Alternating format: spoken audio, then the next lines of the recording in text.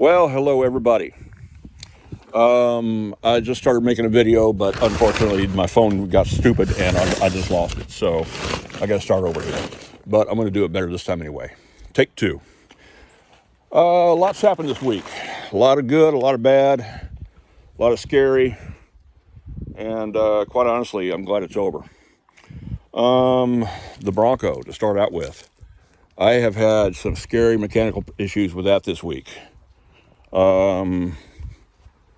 Sorry, I'm just looking to see if my front axle is centered, and I think I need to adjust it a little bit. Reason for that. I believe it was the last Saturday, not this last Saturday, but the previous Saturday. I lost my front brakes. Ew.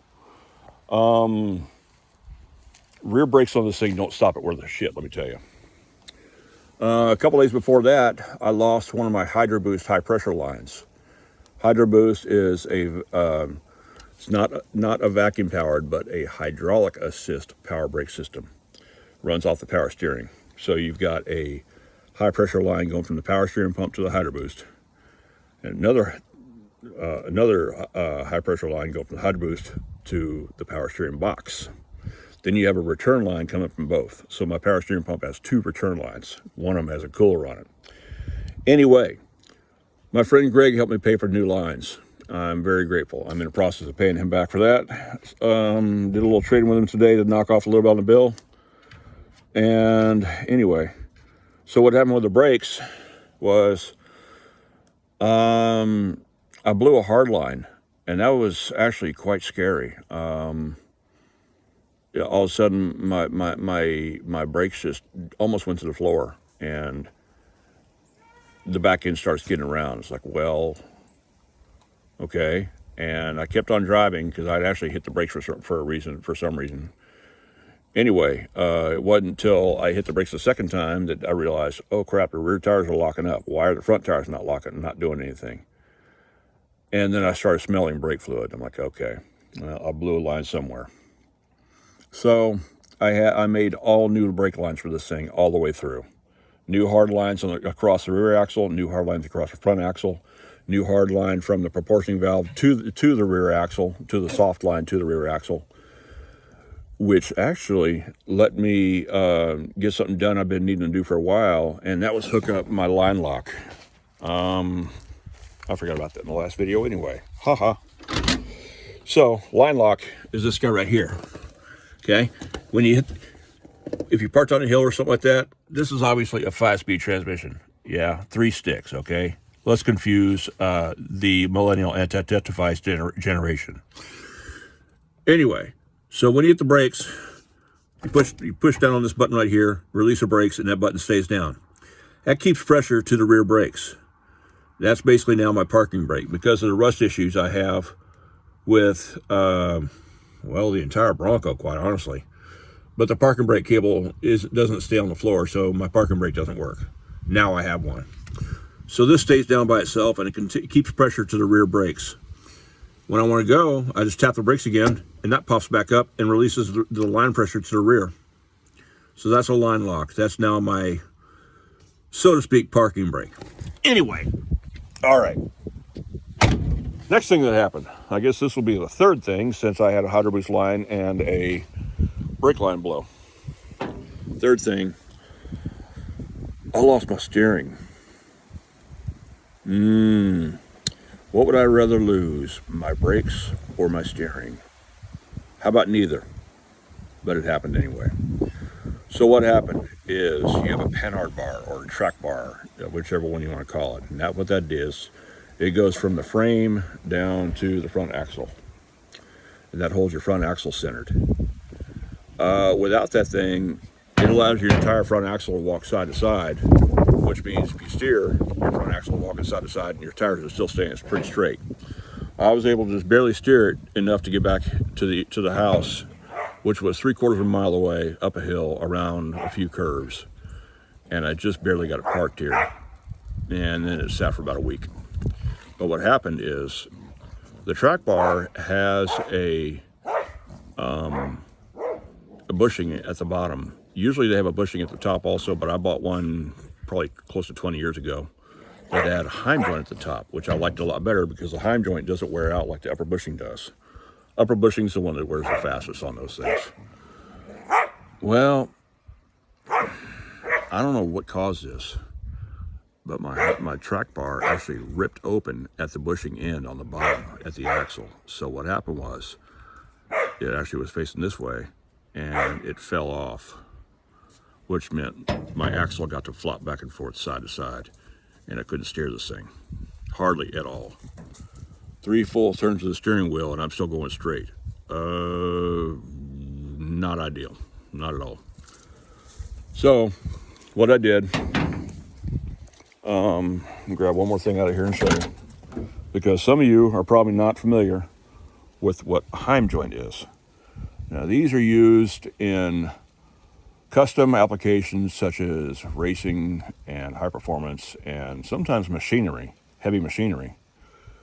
And what it is it's called a heim joint, H-E-I-M. You can Google them. They come in a lot of different sizes. And it's also known as a spherical rod end. These don't come factory on cars. To best of my knowledge, they don't come factory anywhere on vehicles. So this is all custom application, and I have, better than a half dozen of them throughout this Bronco. So what I did was the Bronco was down for about a week while I waited when I ordered my new tap. And as you can see here, maybe, it is a 3/4 16, which means it's 3/4 inch diameter, 16 thread per inch. U.S. Postal Service was 4 days late delivering this thing, so it sat for a little longer. Really irritated me. Well, what are you going to do? It's the United States run Postal Service, so yeah. A heim joint, that's a heim joint. This is a spare I have for my Bronco. This is 3/4 inch inside diameter right here, 3/4 inch outside diameter right here, 16 thread per inch, okay? This is incredibly, incredibly strong. Way less tolerant, way less play than a bushing has also, even a polyurethane bushing. Those are tight, but this is, tight, tight, tight. I wish I had ways to edit my videos. I'd put in little clips like people do on theirs. Yes, I'm under the Bronco now. So those tires there are 33 inch tall, 12.5 inch wide on 15 by 10 wheels. So that's a lot of leverage on these, on all these components.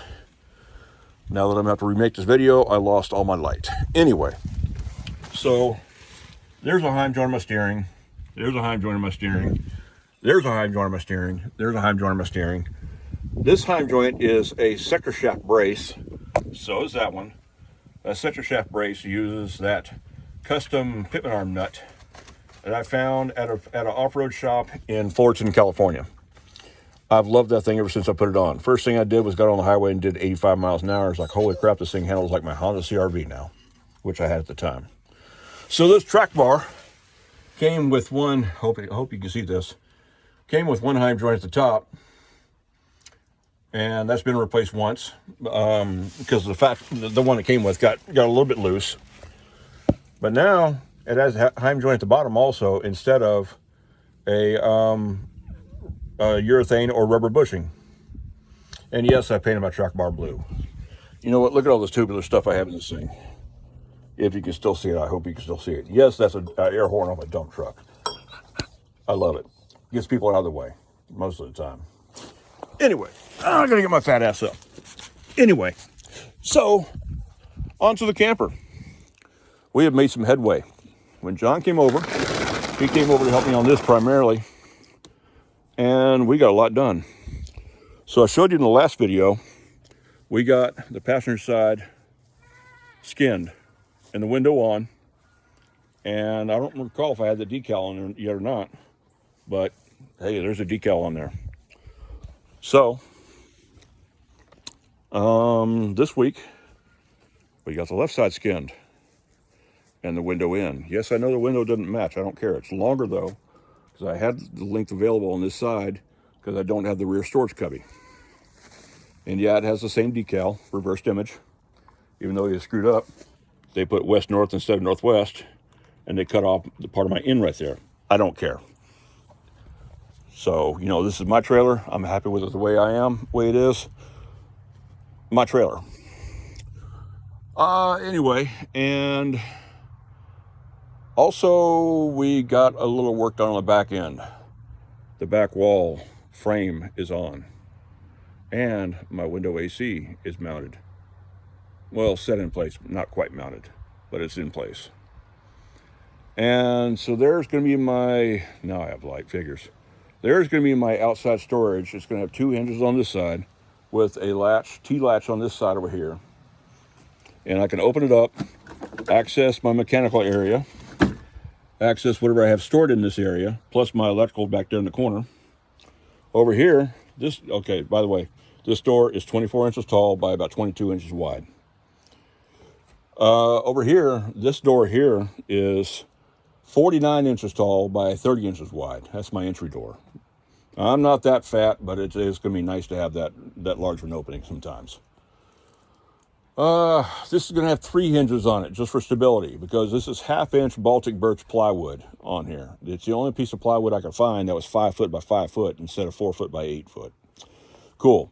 John picked that up for me from Houston also and brought it up here.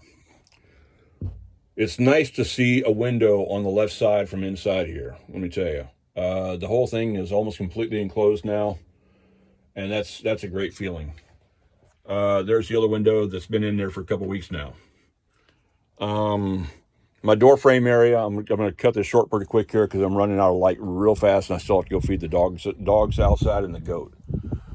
I'm going to have some 2x3 and 2x4 and 2x2 on the inside of my door frame here for my door to butt up against. That's where my weather strip's going to be also.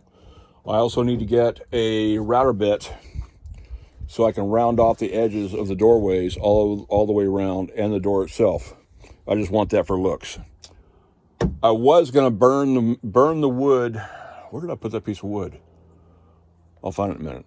I was going to burn this wood so you could see the pattern in the wood.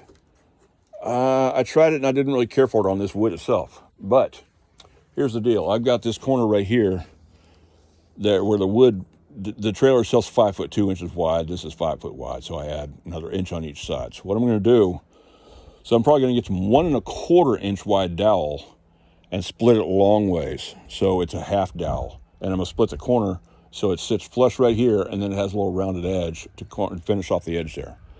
I'm going to burn that wood. I'm going to do a burn pattern on that wood. I'm going to walk around, so bear with me. Oh, there it is. I'm going to burn that pattern so you can see the wood grain. And I'll show you what I mean here. I had a test piece. We'll go back out here in the light.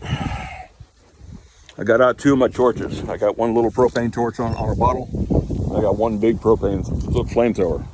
So see that right there? That's burned wood. You can't really see the pattern real well. Not real well in this. You can see it a little better where I use a small propane torch on the bottle. Same on this side here. So the Baltic birch doesn't have a whole lot of wood grain in it. So I decided not to burn the wood on the Baltic birch. I'm going to burn the grain on the dowels that are going to be on the sides instead. Hey, perfect timing. My tarp blew back down after I'm done recording. That area anyway. I also got my propane tank mounted. That's a little 1.2 or 1.3 gallon that a lot of campers are known for using. Got my diesel fuel tank mounted. Also got my muffler mounted on my diesel heater. And if you look underneath there, I got some wiring done. Yeah, so this cleans up a lot of the wiring. Where is that thing? Where is that thing? There it is. If there's enough light, hopefully you can see it. But I use little bridge connectors to organize the wiring, because I'm going to have, you know, my taillights going this way, my side marker going this way, side marker going this way. Also my fender marker going this way. So it's going to help me really organize the wiring pretty well when I go to wire the lights on the tail lights on this thing. We are expecting weather this week, starting tomorrow night. Pretty bad thunderstorms from what I'm understanding, but they've been real, I can't think of the word I want here.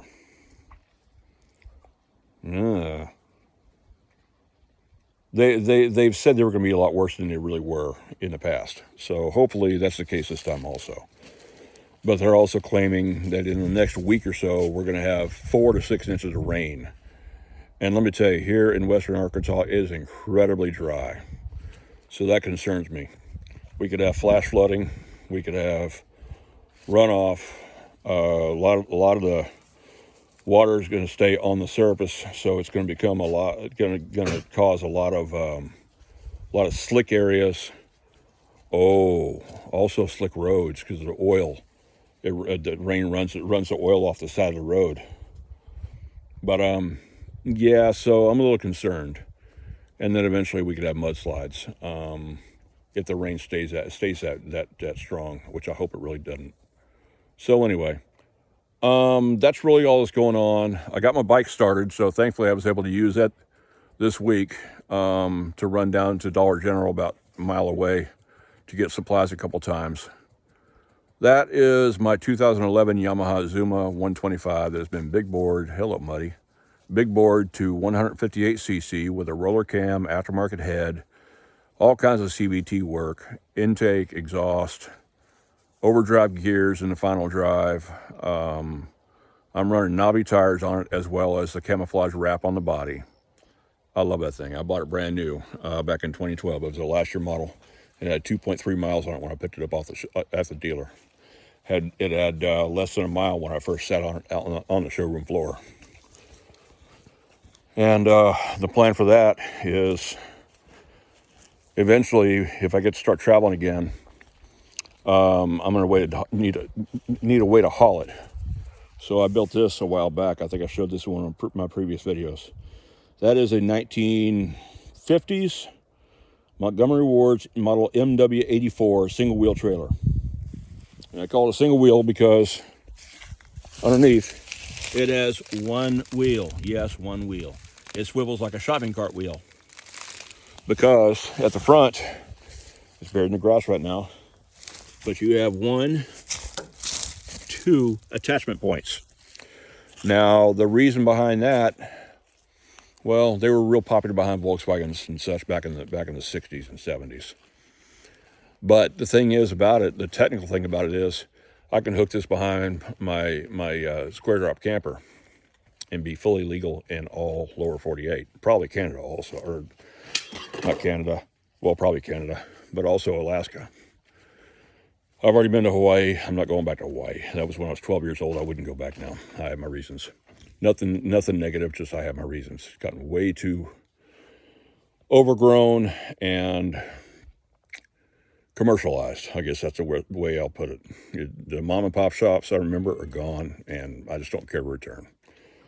I remember the classic Hawaii. That's the way I want to remember it. Anyway, so since it attaches with 2 points, it stays square with whatever it's connected to, i.e. my camper. Because of that, technically by law, it is considered to not be a second trailer. It is considered to be an extension. So that makes it legal.